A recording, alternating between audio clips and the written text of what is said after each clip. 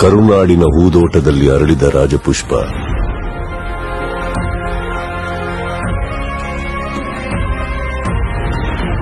ಅಪ್ಪು 1975ರಲ್ಲಿ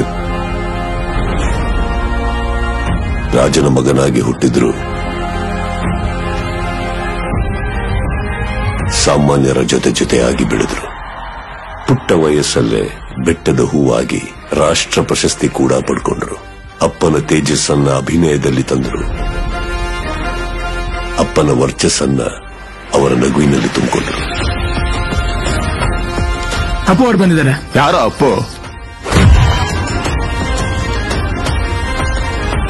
ಅಶ್ವಿನಿ ಅನ್ನೋ ಅನುಬಂಧದ ಜೊತೆ ಅಜರಾಮರಾದರು. ಅವರು ಮುಟ್ಟಿದ್ದೆಲ್ಲ ಹಿಟ್ಸ್, ಕೊಟ್ಟಿದ್ದೆಲ್ಲ ಬ್ಲಾಕ್ ಬಸ್ಟರ್ಸ್.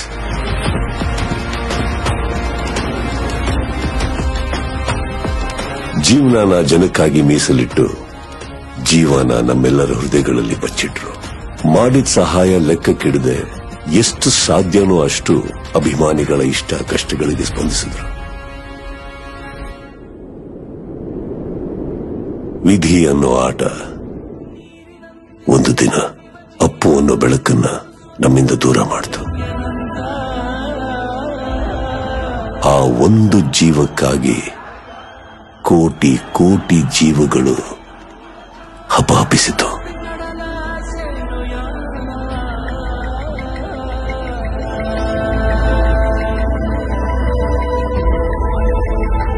ಅಲೆಯೂ ಕರೆಯ ಬಂದಿದೆ,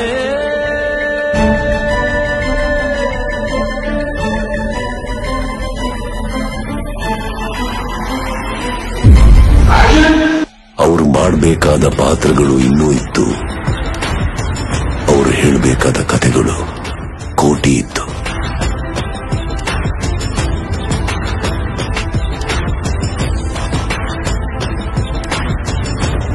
ಆ ಎಲ್ಲಾ ನಿರೀಕ್ಷೆಗಳನ್ನ ನಿಜ ಮಾಡೋಕೆ ಅಭಿಮಾನದ ಆಗಸದಲ್ಲಿ ಸಾವಿರಾರು ಬೆಳಕುಗಳು ಸೇರಿ ಮೂಡಿ ಬರ್ತಾ ಇದೆ.